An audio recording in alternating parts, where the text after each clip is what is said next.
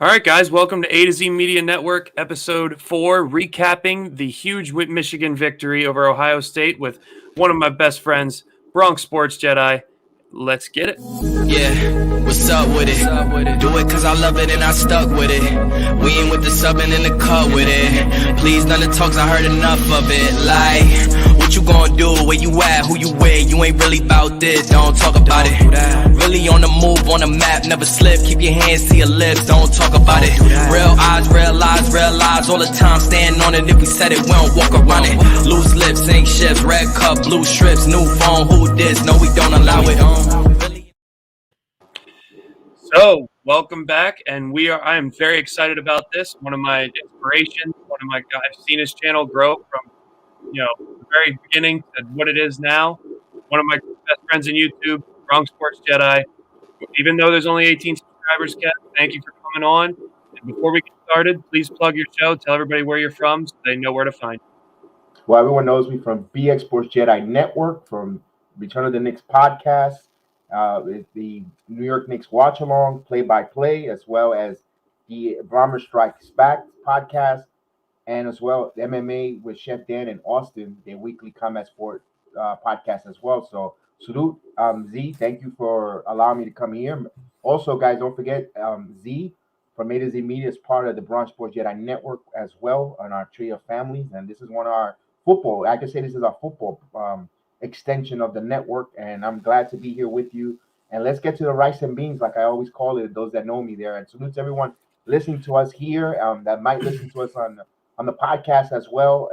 Hopefully we're able to get this on the podcast as well. And let's break it down, man. A game that you humbly put me onto that I was not planning to watch. I'm going to be totally transparent. I'm going to be clear as possible. I was not planning to watch this game of these two rivals, and my good friend here said, hey, you need to watch this. So I said, you know what, let's turn it on. And it turned out to be a one-on-one watch along. And Z, I never seen this guy had so much joy, so much euphoria. Christmas came early, the New Year ball went down, all the confetti. I thought he was gonna pop at the last second, but hey, it was a fun game to watch. And especially if you're a Michigan fan, maybe you need a little BX Sports Jedi magic, mind Jedi tricks Force in there, the Jedi Force, because it I'm not taking credit. It was just a fun game. Zach, take the credit, man. Take the credit. And I remember mentioning it before the game started. You know, I was nonchalant about it. I was like, you called me, and I was, yeah, don't worry about it. Michigan's gonna win. He's like, yeah, took the words right out of my mouth, because I said, for Michigan, for Wolverine Nation, for Maize and Blue Nation out there that is going to be listening to this, all of us, you don't lie to me. You were pessimistic. 10 years since we beat this team, since Shoelace Robinson and one of the greatest college football players ever. Since that team, we have not beaten Ohio State. Nobody thought it was really going to happen. You might have had blind hope, but if you did, you would have been shocked. And I'm on the phone with Kevin. I'm like, you know what? This is just, here we go again. And he goes, oh, don't worry about it. Don't worry about it. They're going to win. Don't worry about it. And then they march right down the field and score. We'll get into all that, but I just wanted to first and foremost say, most respect to Ohio State. I know they're our hated rivals, but they're the class of the Big Ten every year. And for them to push us to the point where we could finally play good football against them and win, people underestimate what the motivation just to beat them did to making this team better. So salute to Ohio State. But man, the biggest game in college football, number 2 against number 5, for the rights to go to the Big Ten championship almost every year. We got Michigan, who loses to Ohio State, and they dominated. One of the best football games I've seen out of Michigan in my lifetime of watching Michigan, in my young 27 years. And Kev, from the start to the finish, from the very first drive, 6 minutes off the clock, touchdown. And then the second drive, they stopped Ohio State, forced them to punt, and then they threw a bad interception. And I thought, okay, the game's going downhill. You know, this is where the wheels come off. And Kev, of course, calmed me down, and then they held them to a field goal, and then they went and handled their business. They got down by 3 eventually, then took the lead into halftime and just didn't look back from there. As you see, 2 of the key players, my game balls that I would give out would be to 2 guys, Hassan Haskins, who you see 28 carries, 159 yards, and 5 touchdowns. He just ran it down the throat. He was the leading rusher on a team that had 297 yards rushing and 6 touchdowns on the day. And he was the main force, Kev. What do you think about Hassan Haskins? No, he was phenomenal on defense. But I wanted to touch about that first touchdown by A.J. Hennings. 14 yards. Wow. That was a 14-yard rush from A.J. Hennings to score that first touchdown and set the mood there at 7-0. I know the one thing that caught my attention even more about the game, not only that I was watching along with you, was the snow.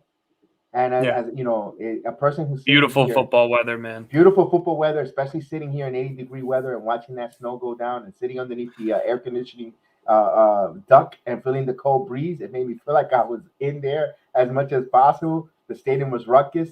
I wanted to set that. I wanted to go with that. That set the tone. I know when you got a little nervous when they scored that when they kicked the 31-yard field goal and made it 7-3 when it ended that quarter. I was like, no, relax. It's still, you're in control. And I know when it turns, especially that turnover. That turnover happened when they threw that interception. You were a little nervous, Zach. I know that for a fact. Yep. I said, just don't worry about it. Just don't let this turn into any points and lucky for they did going down 10-7, but they bounced right back. They bounced right back and they did not allow it to hamper them or affect them in a negative way. And like you said, Hutchinson was calling signals. What a game he had, and I'm glad you put me onto it because as a New York football fan, we're gonna have some really drafting right now as it stands. And I don't want to jump off topic, but if we go into the draft status right now, picks number 4, 5, 6, and 7 belong to the New York teams, and now looking at and all the New York teams need defense. And I'm glad you mentioned your MVP of the defense, Hutchinson, was phenomenal, Zach. Mm-hmm. Wow. Yeah. I was Aiden Hutchinson. He had 5 solo tackles, 3 sacks. He forced.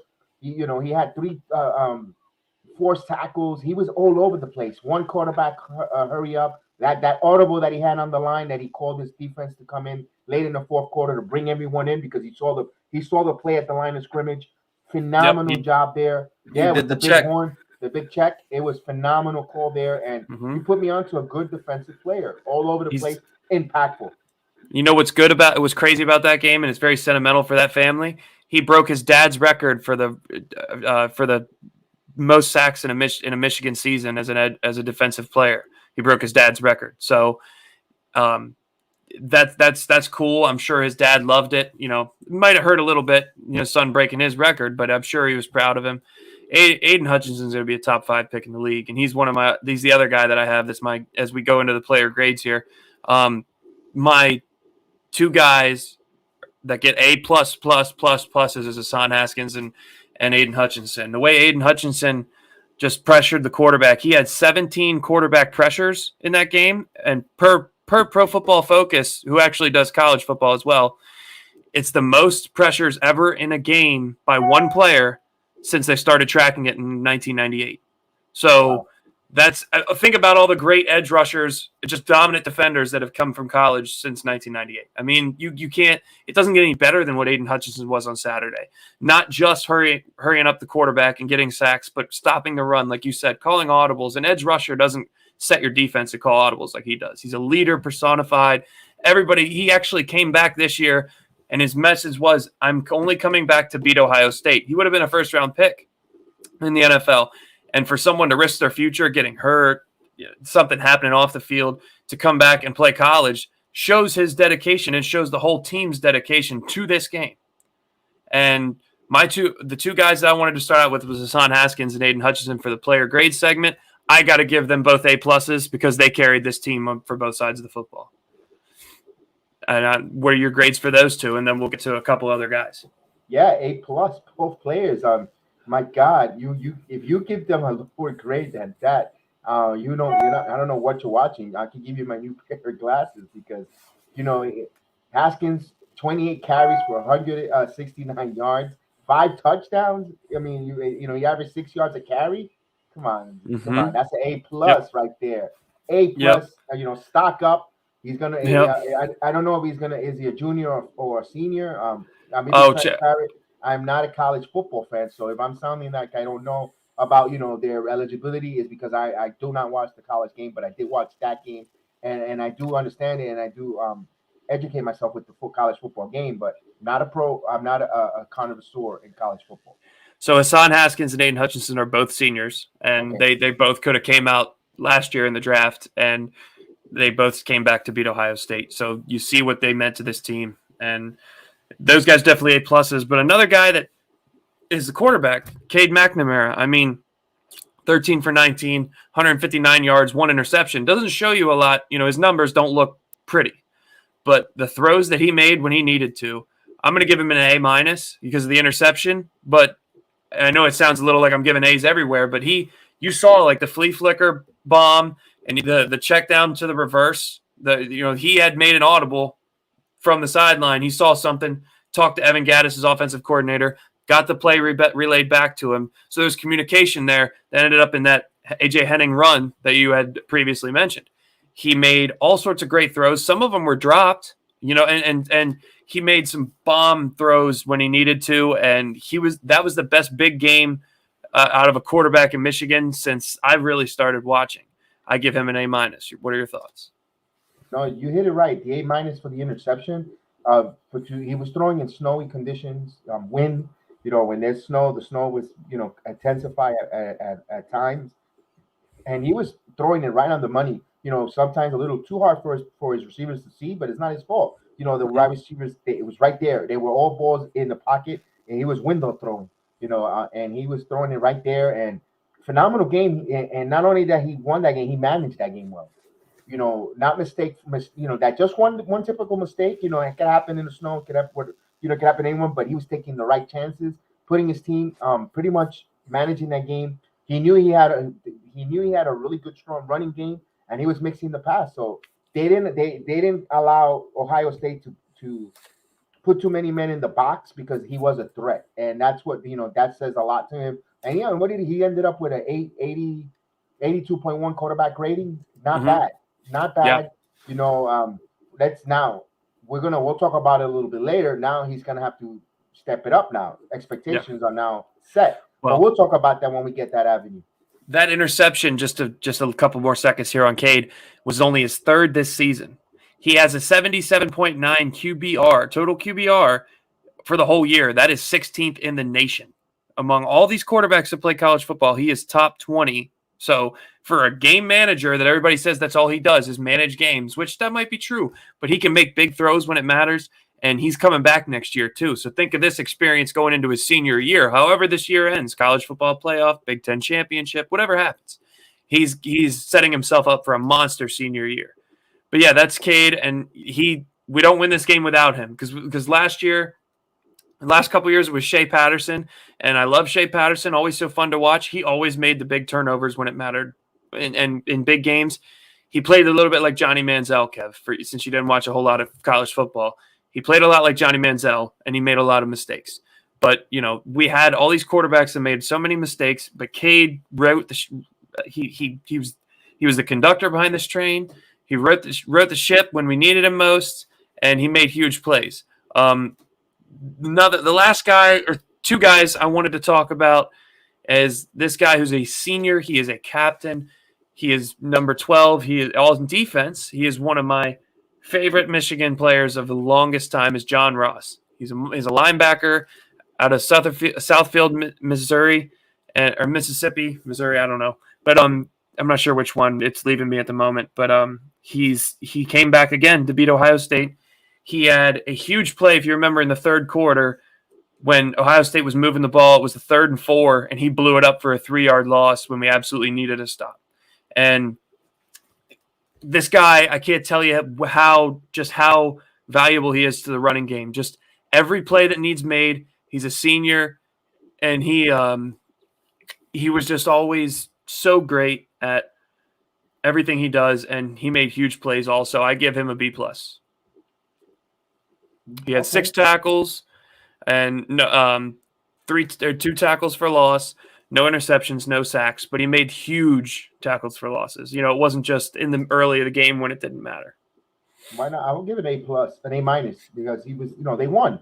his impact was really good. It led to the victory. You know, when you hold a high power Michigan at 27 points, you know, showing me that they got, what was it, 3 1,000-yard receivers on that staff. You know, phenomenal job on just the linebackers putting pressure on the defensive ends all around. You know, I know I jumped the gun a little bit there, but you know, when you win like that on a high-powered team that it was expected to be in the college playoff system and go to that Big Ten title, and you do this, you know, it was significant, Zach. I think I give it an A-. Okay, yeah, and another guy I've completely forgot to say we're doing a player grade on him, David Ajabo. David Ajabo is the edge rusher he's a junior, and he is on the other side of Aiden Hutchinson. He had 3 tackles and a sack, and only 1 sack. It seems like next to Aiden Hutchinson's 3, it's like, oh, come on, that's pedestrian. But I think he gets an A- because he also applied that pressure, and both of them together in the whole defensive line as a unit gets an A++ for me, just because they kept CJ Stroud hurried and pressured and off his rhythm all game. And that's the only way to beat Ohio State, and a quarterback that's that explosive is to continuously pressure them the whole game. And Jabo gets another A from me. And the guy I wanted to talk about the most, and I think this means the most to him, is I'll give you a 2-parter, is Andrew Vestitis. The 6th year, it was a 6-year of eligibility, 6-year senior, the center. I think he was moving people all game. He was the head of that offensive attack, the offensive line attack that rushed for 297. That didn't really get Cade McNamara sacked. He wasn't on the ground a lot. They just played a clean football game, and they were moving bodies against one of the best defenses as well in college football. So Andrew Vestitis and David Ajabo are my other guys that I'm giving game balls to. A lot of game balls to go around when you have a win like this. They both get A+ from me. I'll give it to, you know, the whole offensive line, because if they dominated and allowed 1, 2, 3, 4, 5, 6 different rushers to rush for 41 carries for 279 yards, they averaged 7.2 yards a carry. You got to give it to the whole line. You know, good job on not just those players, the centers, and the whole entire line. There wasn't a weakest link in the chain, and they all came together as a unit, as a collective unit, as a strong unit, and they dominated. They pushed it. They punched Ohio State in the mouth, and Ohio State is still ain't recovered yet.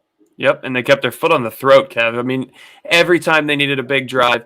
The reason I said Vestitis is because he's the captain of that offensive line. Correct. And he got those guys up. He was making the calling out assignments and double teams and all that. Amazing job from Jim Harbaugh, the whole coaching staff. And before we get to the next topic, it's Austin, Kev's son. Salute to you. Thanks for watching, or thanks for tuning in. Really appreciate you. You do a great job on Bronx's network, and on your guys' network with your MMA stuff. I watch it all the time. Good job. I thought you guys did a live watch along Saturday. Both of you guys were rocking. Yeah, I was rocking extremely hard. People don't realize just how nuts I was Saturday, Kev, and I don't think they ever will, because that should have been a watch along in and of itself.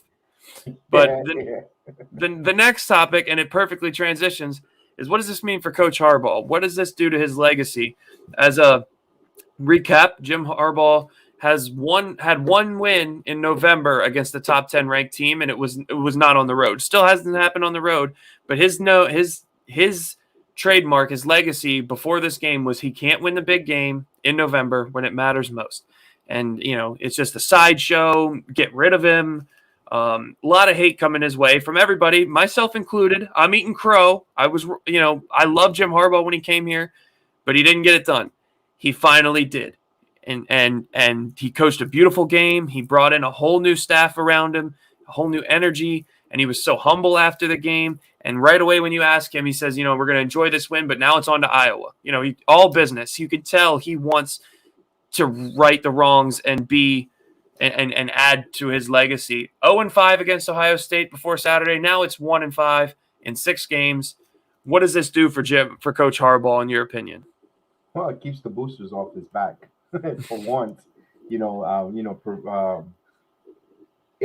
now they're okay with it, but us human beings, he still got, the mission isn't over yet. Now you have to go and win the Big Ten title against Iowa. this upcoming weekend.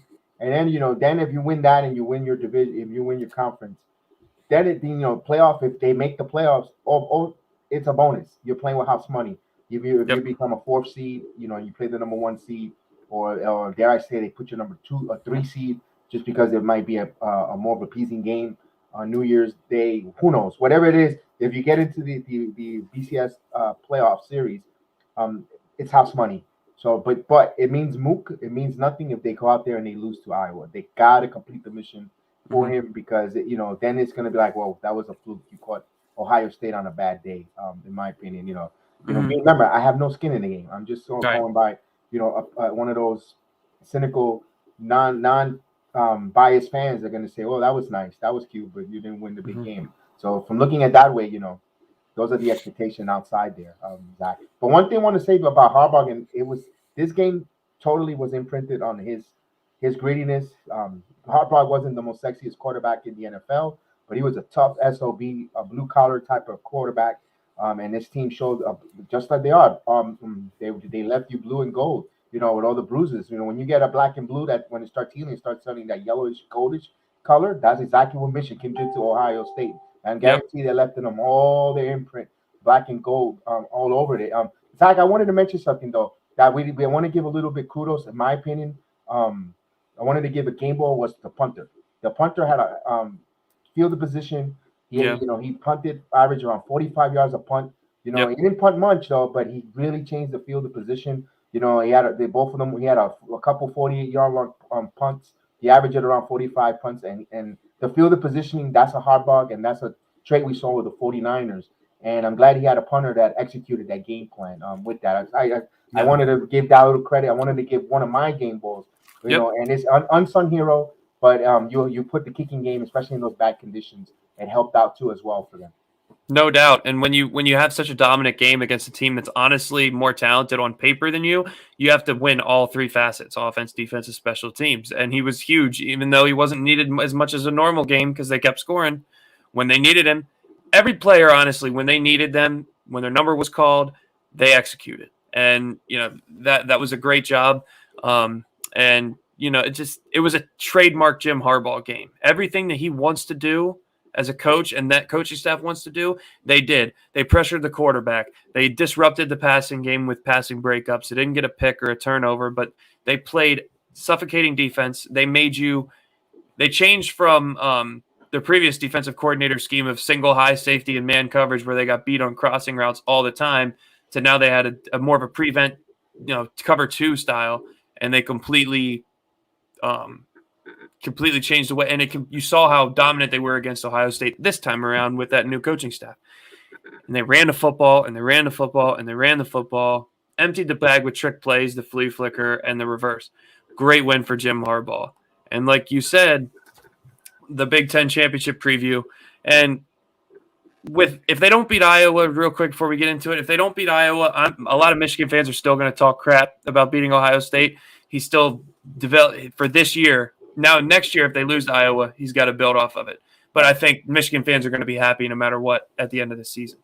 But Iowa is 10-2. They are 16th in the nation.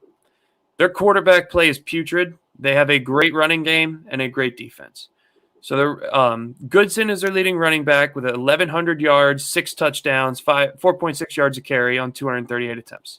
But they play 2 quarterbacks with a combined not even just barely 2,000 yards combined. Petrus is their starting quarterback, 58% completion percentage, 1,500 yards, 9 touchdowns and 6 picks. Padilla is their backup, who played in 2 games or 3 games in his absence when the starter was hurt. 46% completion percentage, 598 yards, 2 touchdowns and a pick. So they can't move the ball in the air. Their running back only got 6 touchdowns, so they don't really punch it in the red zone. That tells me their offense is definitely not what's got them to this point. Their defense is. So they're going up against another stout run defense. Michigan's going to have to get those people movers up front to fly off the football again.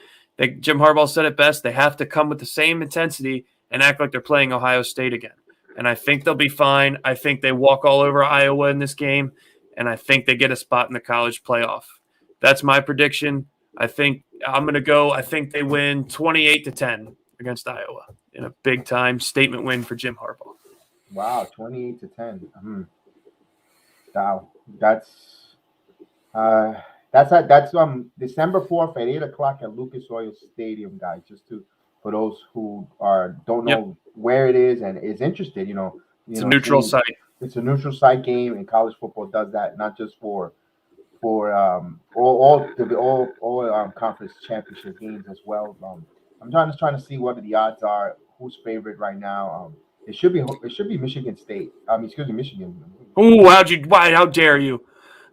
How dare you call us by our rival? I wanted to make sure you're woken up here and not sleeping, because I tend to sometimes put people to sleep. I want to make sure everybody was awake. No, everybody listening, man. Michigan scored 37.3 points a game, an average 25 for Iowa. I'm trying to see who I like Michigan to win this, but not by the route that you're going by. I think it's going to be a pretty game, 24-17 type of game. Very well could be. I'm trying to see that there's going to be points scored here because it's going to be indoors in the dome. I'm trying to see what Vegas likes. I'm trying to look for Vegas' site. They haven't given the exact date. I know it's Saturday, but they haven't given a time. That's still to be determined. Yeah, so that might be hard to find. No, 8 o'clock? Okay. They put in a primetime game. That's for sure. I saw that's a primetime game, which is good because you get to do, we're in the holiday season. Those that want to go Christmas shopping early, out in the stores, you're done with the Christmas shopping. You want to be, you finish watching the at 1 o'clock, the Knicks versus the Nuggets on my channel on the watch along. You go shopping during the middle after the game is over and come back and watch this title game in the evening. So as I do a cheap, gonna be a good one. On my channel. Of course. No, go ahead. I'll more than likely be there. And so it's always a good time on Return of the Knicks podcast watch-alongs. It's always a great time. So everybody, if you're a basketball fan in general, not just a Knicks fan, go check out Kev. He's great. And we'll see. I think I still like Michigan. I do, and I think they will be in the college football playoffs. Now, like I said, it all depends on who's the top other three teams. We could actually even see Michigan slide all the way to number 3, just to play the 2, just to give something. Or you thinking it's a 4, your conspiracy, because if it's going to be just for the 1 and 4 to be a really competitive game, nobody, to be honest with you.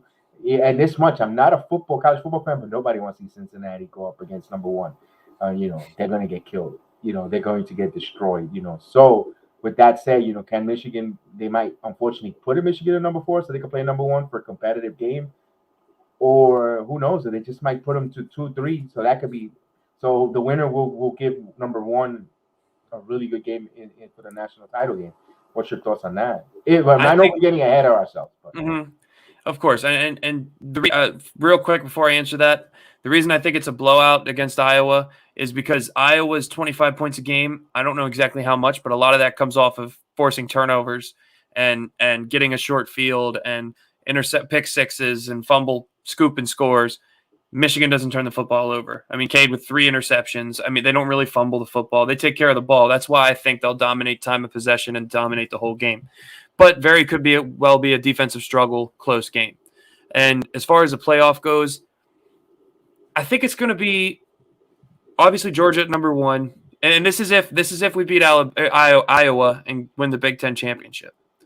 So I don't want to get ahead of myself either. I don't want to jinx Michigan, but if that happens, I think it's going to be Georgia 1, Alabama 2, Michigan 3, or Michigan 2, Alabama 3, whichever one. And I think Cincinnati's going to get in at number 4 because I mean I think that's just how it's going to happen, and they're going to give Georgia a tune-up game against Cincinnati, and Michigan's.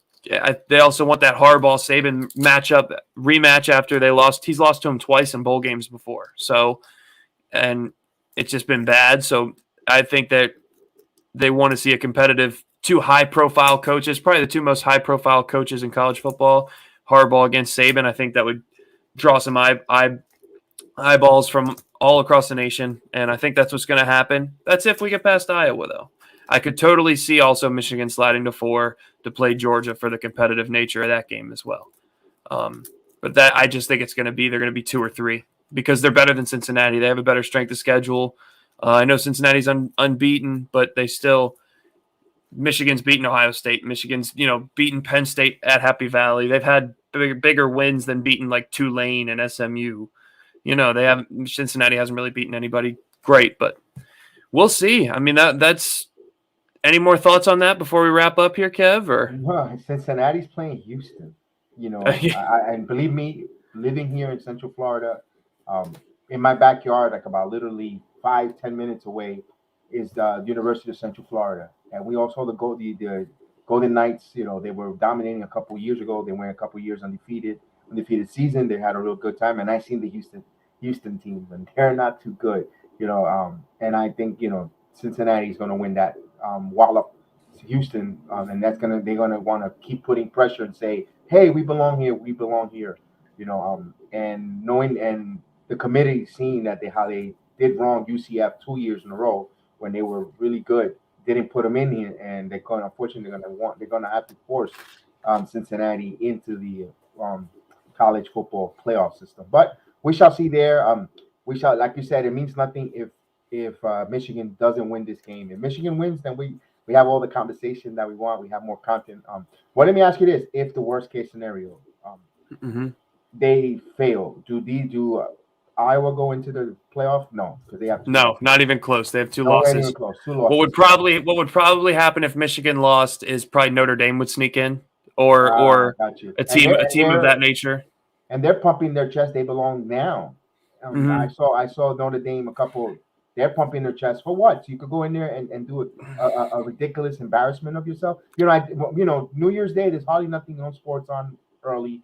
You do tend to watch a little college football because you want to see who's going to come out, and all the darlings. And every year you see Michigan, and I grew up in Notre Dame. I don't have a college football affiliate.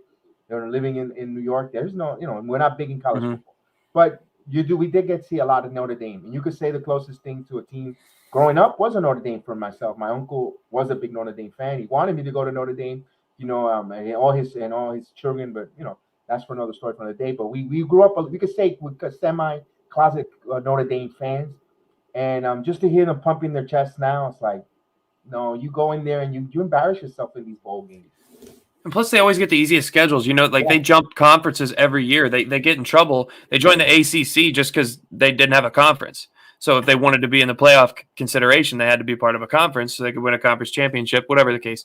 But Notre Dame, I don't know how they get away with it. Every year, they barely play anybody. When they do, they get embarrassed. And they always, like you said, pump their chest, act like they deserve it.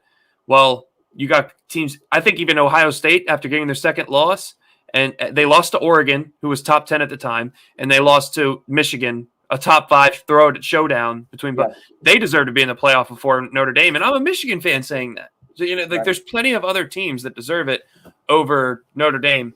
But I just don't want to have that conversation anymore. I hope Michigan wins. Right. I couldn't understand Michigan losing, and ended up Notre Dame was we're the reason Notre Dame made the playoff. But if we do get to the playoff, and let's say we get routed or lose the first game in a close one, that's still a success for John Harbaugh and this Michigan team because they were unranked starting the year. The preseason poll, they were unranked. So starting unranked, ending up top 5 in the nation in a Big Ten championship game, beating Ohio State, it doesn't get any better than this as Michigan fans. And to Michigan fans everywhere, we finally did it. Beat Ohio State. Celebrate. Enjoy this week. Don't get too nervous about Iowa. That's my thoughts. And Saturday, before the Big Ten championship game, go check out Kevin is watching along where the Knicks play and where he does all the great stuff with combat sports and all the things he does too. And we're gonna help him grow, even though he's growing amazingly. Get him on that road to 2,000 subscribers. So make sure you subscribe to his channel. Kev, any last parting shots? Just be careful for Iowa. They have a lot of takeaways, and they very ball hog. They're very they like to steal and get the takeaway battles, but then what that means: more offensive line dominance.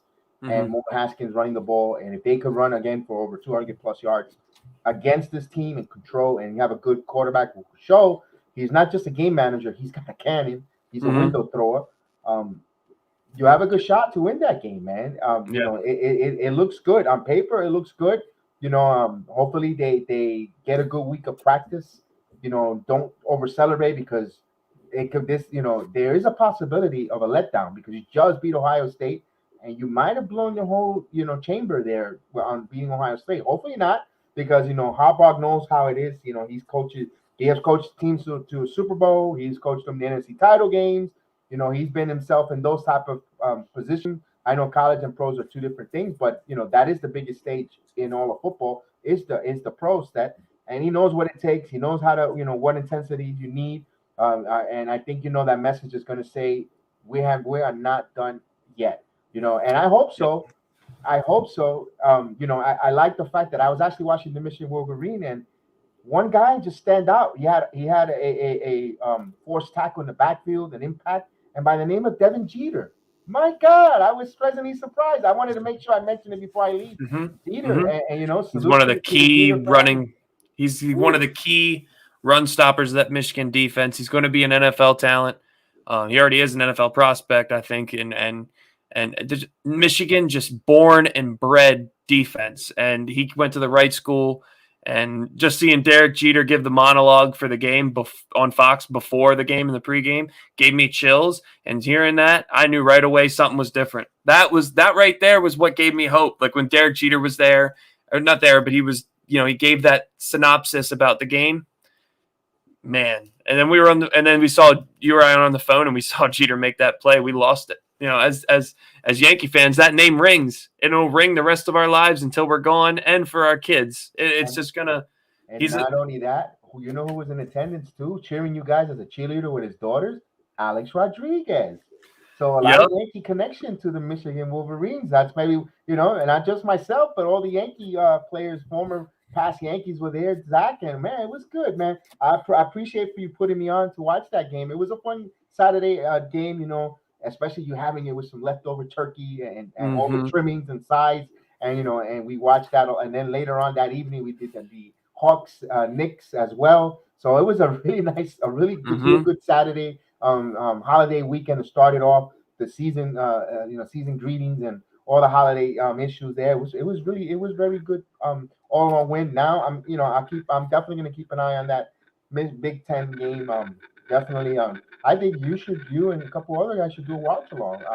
We'll see how the numbers go tonight. If your numbers are good or come up before the week, guys, I'm going to make this here. I shared it on my network, and I'm pretty sure folks are going to see this in Michigan. If you're a Michigan fan, let us know your feedback. Give us a like. Right into the A to Z Media, either in Twitter or the Bronx Sports Jedi Network Twitter, or even in here in YouTube page. Let us know if you want Zach to do the watch along. Your voice is heard here. Your voice moves the needle. If you want a Michigan fan, call this game and bring that same positive energy and that victory that we had in that Ohio State game. Let this young man know. Let your voice be spoken. Everyone that's hearing this in either audio platform or anywhere, let us know. Right, get to us. You can go to A to Z Media at Twitter, or BX Sports Jedi Network in Twitter, Facebook, Instagram, anywhere, YouTube channel, Twitch. We're there. Just said, hey, we want to hear A to Z do a watch along. And guess what? Saturday night, we'll be there. And who knows? Maybe I pop in and just, put on a mask, a blue mask, a wrestling mask, and just come on in for laughs and giggles and join us here. So I appreciate you, definitely, Z. And thanks for coming on. And I'm gonna say it right now. I hope the feedback's good, but I'm hyped. I'm doing a watch along Saturday night, 8:00, Michigan, Iowa, in Lucas Oil Stadium in Indianapolis. I'm not gonna be in Indianapolis. I'll be in Pennsylvania, but I will be doing the watch along. And Michigan fans, DM me on Twitter at A to Z Media Net. If you're a good Michigan fan, you're respectful, you want to be a part of it. Let's have a party. I don't want too many people, but I want some true blue Michigan fans with us, and it's going to be a lot of fun. Kev, you're always welcome. Your son Austin, if he wants to watch the game, always welcome. Anybody from the network's always welcome to join us too. And if you don't mind liking and subscribing to me, liking and subscribing to Bronx Sports Jedi. And also, I can't forget my friends over at Talking with KPG. That's Talking, TALKIN, WIT, WIT, KPG. Great network over there. They talk all sports as well. Podcast form. They allow fans on. So great job over there too. And wow, what a stream. What a feel-good Monday. Even though my Cowboys got their butts just smacked in a close game, but for another day, Z. Yeah, but that's it not was just Fernando's room. It's a good field goal Saturday, feel good Monday. Didn't matter about any of that. But yeah, Kev, once again, thank you. And this was episode 4. If you guys like it, subscribe, like the channel, share the channel, tap the bell, and thanks a lot and appreciate it. Yeah, what's up with it? Do it cause I love it and I stuck with it. We ain't with the subbing in the cut with it. Please, none of the talks, I heard enough of it. Like, what you gonna do? Where you at? Who you with? You ain't really about this.